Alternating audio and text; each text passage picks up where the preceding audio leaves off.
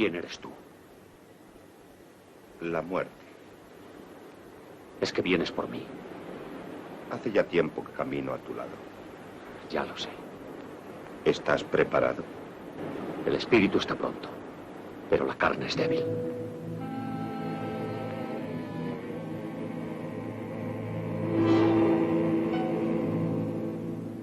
Espera un momento. Es lo que todos decís. Pero yo no concedo prórrogas. Tú juegas al ajedrez, ¿verdad? ¿Cómo lo sabes? Ah, lo he visto en pinturas y lo he oído en canciones. Pues sí, realmente soy un excelente jugador de ajedrez. No creo que seas tan bueno como yo. ¿Para qué quieres jugar conmigo? Es cuenta mía. Por supuesto. Juguemos con una condición. Si me ganas, me llevarás contigo. Si pierdes la partida, me dejarás vivir.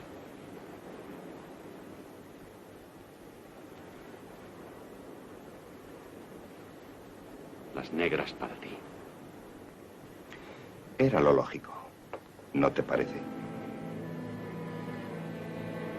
Este es quizás el diálogo más grande en la historia del cine. La película de 1957, El séptimo sello, se desarrolla en los tiempos de la epidemia más monstruosa en la historia humana. La peste negra acontecida entre 1347 y 1353, la cual nos enseñó a toda nuestra especie, como dice el personaje de la muerte en esta película, que nunca estamos preparados. Todos moriréis. Hoy, mañana, pasado, aquí mismo, ahora. Porque todos habéis sido condenados por Dios a la peste negra. Señor, ten misericordia de nosotros. Mira nuestra aflicción. Vuelve tu rostro hacia nosotros, ten piedad de nosotros, por Jesucristo tu Hijo.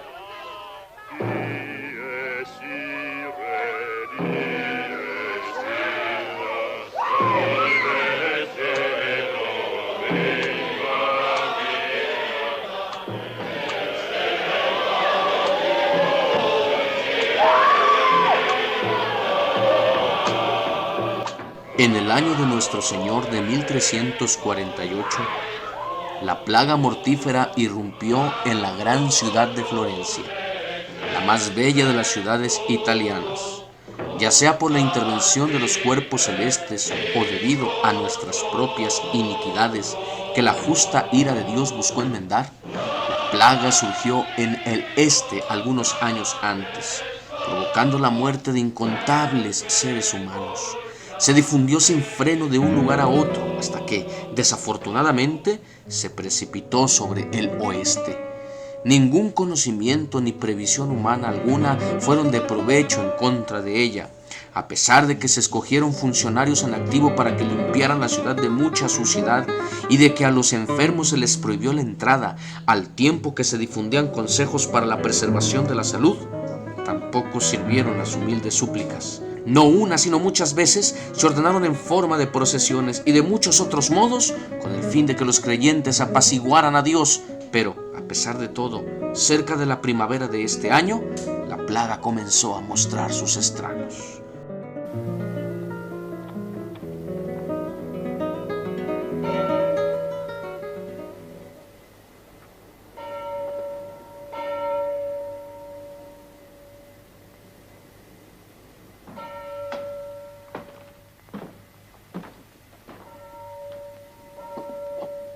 ¿Qué significa eso?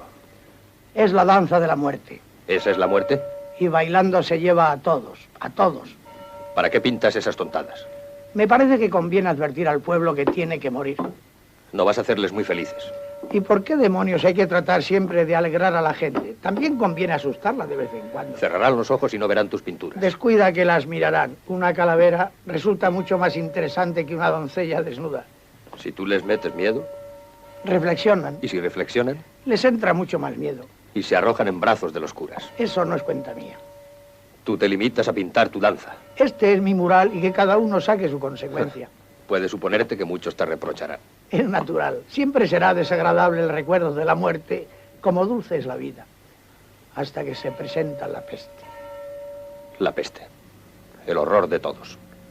Tendrías que ver el bubón que le sale en el cuello al apestado, y cómo se le contrae el cuerpo poco a poco, y cómo quedan sus miembros dislocados y rígidos como estacas.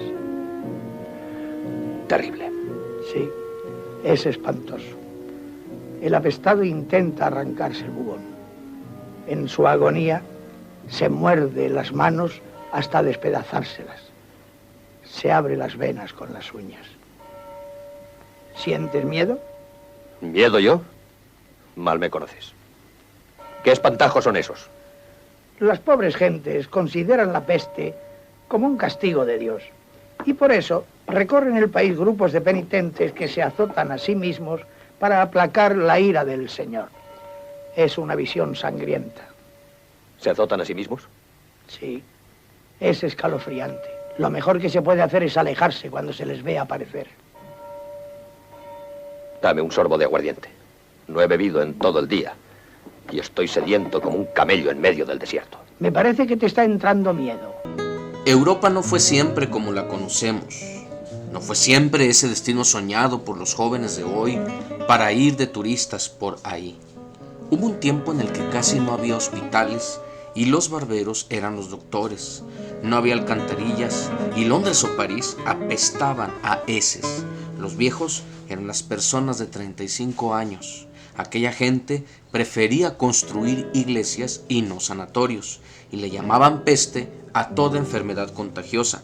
En este caso, cuando hablamos de Europa, nos referimos sobre todo a los territorios de las penínsulas itálica e ibérica, a Escandinavia, al territorio alemán, el Benelux, Francia e Inglaterra. Los demás territorios no fueron tan afectados porque estaban menos poblados y eran genéticamente distantes a los ya mencionados, como el caso de los armenios o el de los magiares en Hungría. Volvamos a los europeos de Occidente, a los que llamaremos simplemente europeos. Estos estaban acostumbrados a brotes cíclicos de pestes. De hecho, había una oración muy conocida que rezaba: del hambre, la guerra y la peste, líbranos, Señor. Pero lo acontecido entre 1347 y 1353 rebasó toda imaginación. Algunos cálculos hablan de entre 25 y 50 millones de muertes en dichos territorios. La peste no fue algo espontáneo, un castigo de la deidad. Llevaba siglos presente en las estepas de Asia, pero los niveles de cultura de China, India o Persia le habían mantenido a raya. Fue hasta el siglo XIII, con las invasiones mongólicas, que si bien conectaron Asia con Europa, también colapsaron estas civilizaciones tan higiénicas y salubres.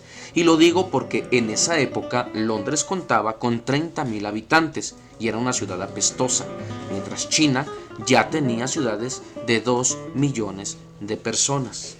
Los cálculos no son concluyentes, pues en aquella época no había ni siquiera manos suficientes para enterrar a los muertos, mucho menos para llevar un estricto control estadístico.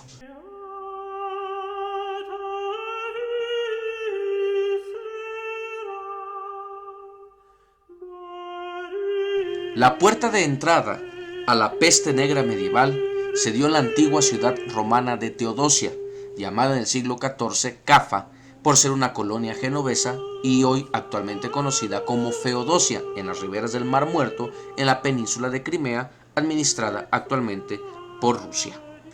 Esta era la entrada de la ruta de la seda a Europa, un enorme mercado de especias, sedas y esclavos, y también siempre fue objeto de conquista, ya sea por los romanos, los hunos, los sármatas o los mongoles, siendo estos últimos los que literalmente se volaron la barda. Se sabe que en los sitios de la antigüedad, hacia las poblaciones amuralladas, los ejércitos solían infectar los pozos con animales muertos o lanzar cadáveres desmembrados al interior para causar terror, pero los mongoles tuvieron una mejor idea. Ellos conocían la peste, pero al ser nómadas y nunca estar concentrados, habrían desarrollado algún tipo de inmunidad y baja mortalidad. Así que junto a sus aliados, los venecianos, esto era más que nada una guerra comercial, los mongoles pusieron sitio a Cafa. Gabriel de Musis, un notario de Piacenza, en su Historia del Morbo, lo cuenta así. En vista de ello, los tártaros, agotados por aquella enfermedad pestilencial y derribados por todas partes como golpeados por un rayo, al comprobar que perecían sin remedio, ordenaron colocar los cadáveres sobre las máquinas de asedio y lanzarlos a la ciudad de Cafa. Así pues, los cuerpos de los muertos fueron arrojados por encima de las murallas, por lo que los cristianos, a pesar de haberse llevado el mayor número de muertos posible y haberlos arrojado al mar, no pudieron ocultarse ni protegerse de aquel peligro. Pronto se infectó todo el aire y se envenenó el agua, y se desarrolló tal pestilencia que apenas consiguió escapar 1 de cada 1000. El relato nos sirve para entender cómo se infectó aquella ciudad, aunque hoy entendemos que no eran los cadáveres los transmisores, sino las pulgas que iban en ellos. Podemos decir que los mongoles inventaron la primer arma biológica en la historia militar humana. Los puertos de Génova, Barcelona o Mesina se convertirían en el siguiente punto de infección. Y aunque en algunas ciudades italianas, como la misma Venecia, se inventó la cuarentena, seguramente como referencia bíblica a Noé dentro del arca, en donde se prohibía a los posiblemente enfermos descender de las naves durante 40 días, los pequeños roedores que iban en los barcos se las arreglaban para entrar en las insalubres urbes europeas.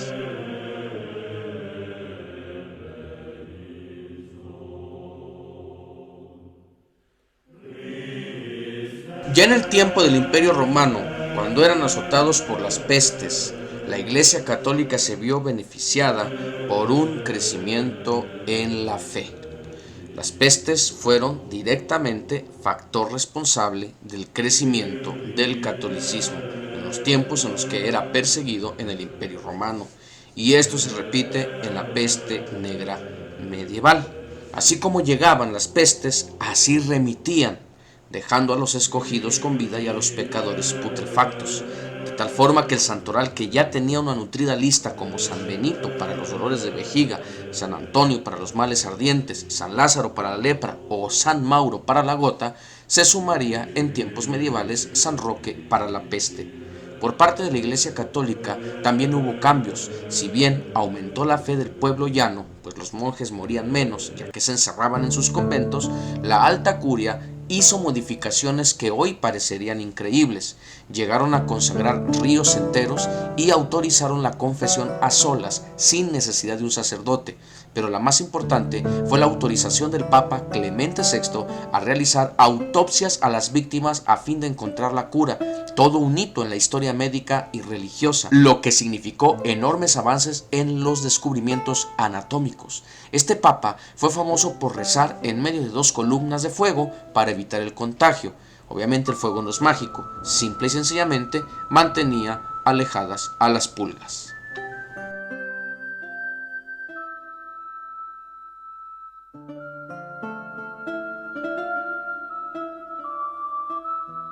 Existen diferentes mitos. El primero es el que culpa solamente a las ratas. La conclusión de un estudio publicado en Proceedings of National Academy of Science, la revista semanal de la Academia de Ciencias de Estados Unidos, muestra que en realidad fueron otros roedores llamados gerbilinos, que son de origen asiático y mucho más pequeños que las ratas, los que, pasando sus pulgas a los animales domésticos en un tiempo en el que el granero era usado para que toda la familia durmiera, pues son los responsables directos como transporte del vector contagioso. Algo importante para entender también cómo la peste tuvo una rápida expansión es darle a las guerras su lugar como agente propagador. La Guerra de los 100 años, que ya de por sí tenía a Francia e Inglaterra de rodillas, las guerras entre Nápoles y Hungría, las guerras en Flandes, las guerras entre las ciudades-estado italianas o la reconquista de la península ibérica, tuvieron un aporte negativo muy grande. Otro factor importante es el climático. ¿Por qué? Las condiciones climáticas de los siglos XII y XIII permitieron excedentes en las cosechas, vino una explosión demográfica y la población pasó de 38 a 73 millones de personas. El comercio internacional se volvió más dinámico y llegó una urbanización sin precedentes, pues la gente que durante 7 siglos había vivido en feudos aislados y distantes se comenzó a hacinar en los grandes burgos, los cuales no estaban programados y preparados para recibir a tantas personas, junto con los desechos que produce el cuerpo humano y la caravana de patógenos que cada uno carga, más las plagas de perros, gatos, roedores y pulgas. Entonces, dichas condiciones climáticas fueron un factor de suma importancia, porque después del buen clima clima de los siglos XII y XIII, vino el siglo XIV con su pequeña edad de hielo. Este enfriamiento en el clima ocasionó la pérdida de cosechas, provocó hambruna y entonces la gente pasó a un estado de desnutrición en el cual sus defensas no son las ideales para hacer frente a los patógenos. Se cree que fue una sola peste, pero la realidad es que entre el año 1346 y 1837 se registraron 7.700 brotes, aunque el que estamos tocando en este video, de 1346 a 1353, es el más mortal y prolongado. Pero durante los siguientes 3 siglos, Europa, Asia y África fueron azotados por la peste y tuvieron millones de muertos. Dentro de este mito hay que aclarar lo siguiente: la peste negra no fue un solo tipo de enfermedad, no fue solamente peste bubónica. La bacteria Yersinia pestis, que se transmite solo por la pulga al hombre, si llegaba a los pulmones se multiplicaba y entonces derivaba en una peste neumónica transmisible ahora sí entre humanos y humanos por las secreciones. También se transformaba en peste septicémica y esto envenenaba el ambiente. Y aunque no hemos vuelto a padecer algo de este tamaño, hay un misterio extra. La peste negra no ha podido ser identificada la cepa madre que la provocó. Hay otros misterios abiertos dentro de este episodio, como el que se conoce en el territorio alemán, polaco y en el norte de Chequia como la Bolsa de Magdeburgo.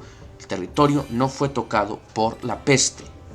La vestimenta que nosotros solemos ver en muchos documentales, videos y películas, con esa máscara horripilante que parece el pico de un pájaro, que en realidad era así para que se le pusieran sustancias aromáticas para que los doctores pudieran atender a los enfermos, no corresponde a la época en la que estamos tocando este video, que es de 1346 a 1353.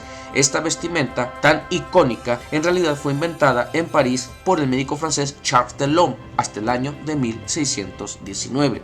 El último mito que debemos desmentir es que todo en la peste negra fue negativo. Si bien hay herencias negativas, como la ignorancia que llevó a la gente a buscar culpables, siendo otras grandes víctimas, aparte de los muertos, el pueblo judío, quienes gracias a sus leyes dogmáticas que incluían reglas sanitarias y su tasa de contagio fue casi nula, fueron culpados de envenenar los pozos, y podríamos decir que el antisemitismo es hijo de aquellos tiempos. Otro cambio negativo fue el aumento del alcoholismo social. Se llegó a creer que el alcohol curaba la peste. La realidad es que estar ebrio aliviaba los dolores. Me oiré maltusiano, pero la peste fue un regulador demográfico que impactó la forma de vida europea en todos los aspectos. Tuvieron que pasar de 2 a 3 siglos para recuperar el bajón demográfico.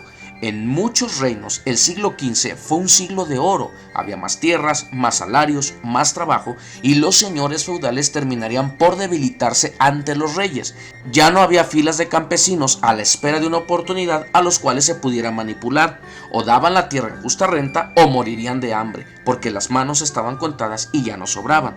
Estaban haciendo la burguesía. Las herencias que habían dejado los muertos hicieron que hubiera bastante dinero para que en lugares como Florencia se llevaran a cabo actos que revalorizaron las artes y la cultura, lo que fue conocido como el Renacimiento. Los trabajos agrícola y arquitectónico también tuvieron grandes avances tecnológicos, pues había tanto en el campo o en la construcción y tan pocas manos que se hizo necesario implementar los ingenios mecánicos. El tiempo de los Brunelleschi, los Galilei o los Da Vinci estaba a las puertas. Otros campos que avanzaron fueron la salubridad pública. Se formaron juntas de sanidad municipales, se comenzó a pensar en la necesidad de ciudades con sistemas de desalojo de desechos, mejor tratamiento de las enfermedades, construcción de hospitales e implementación de cuarentenas. La ciencia experimental avanzó y buena parte de la sociedad comenzó a buscar explicaciones científicas y no religiosas a los fenómenos. La mente renacentista se fortaleció después de la peste. El hombre era tan frágil que dio paso a la gran pregunta existencial: ¿qué hacemos aquí?